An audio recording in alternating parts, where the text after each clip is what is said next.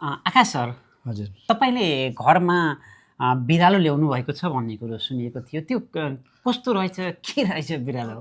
कस्तो विशेषता हुँदो रहेछ बिरालोको? बिरालो त ल्याइयो दाइ, तर बिरालो ल्याएर यति साह्रो कठोर थेतरो छ कि बन्दा भनेको मान्दैन। ठ्याक्कै नेपालको केपी ओली भन्दा कम छैन मेरो बिरालो, त्यति साह्रो घमण्डको राजा।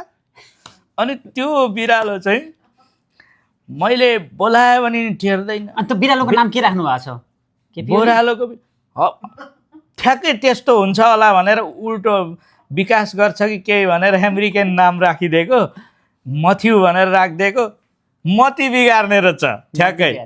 ट्याक्कै नि ट्याक्कै अहिले सांसदमा हर्के साम्पाङ जस्तो भइसक्यो। अनि उहाँको बिरालो त्यस्तो भइरहेछ, तपाईँको बिरालो कस्तो भइरहेछ, कस्तो छ कमेन्ट गर्नुहोस् है त। हस्।